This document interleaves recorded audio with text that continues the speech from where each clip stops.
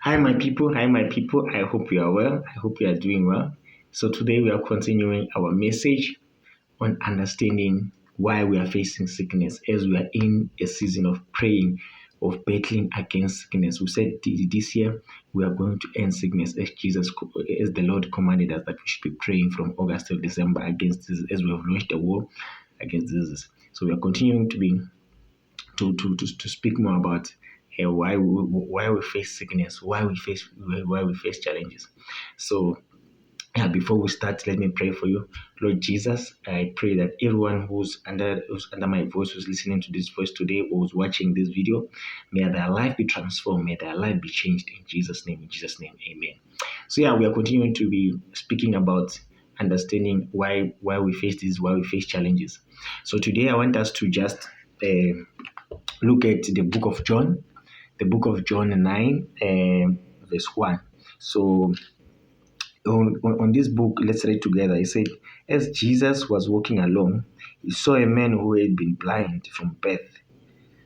Then Rabbi, his disciples, asked him, why is this man born blind? Was it because his own sins or was it because of his own sins or his parents' sin? Then it was not because of his sin or his parents' sin. Jesus answered, this happened so the power of God could be seen in him. Hallelujah. So we learn from the scripture that there was a man who was born blind. And when the disciples, when they met him, and the disciples asked Jesus, why is this person sick? Is it because his parents sin or is because they sin? And then Jesus answered, he said, no, it's not because any of them sin, but it's because the power of God should be seen through him. So some of the sickness that you are facing today, it's not that you have sinned, but God wants to show up in your life.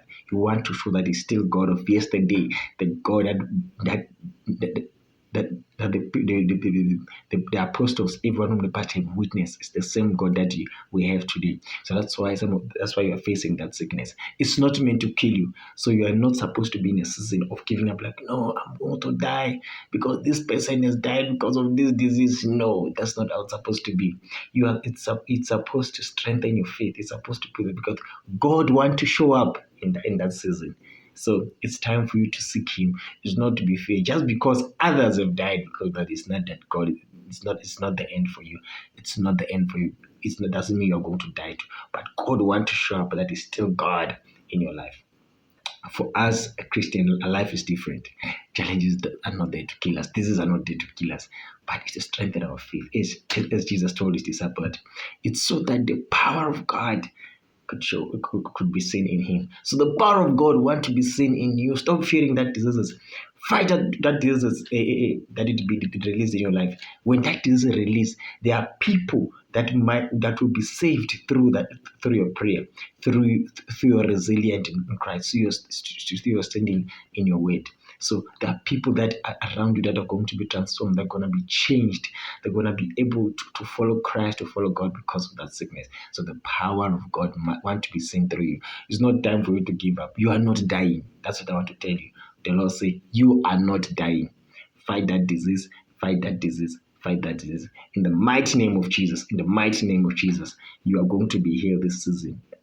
And let's continue to pray. I just wanted to encourage you in this way to understand why you are facing those diseases. It's not meant to kill you. In Jesus' name, I hope you've been blessed with this word and be encouraged.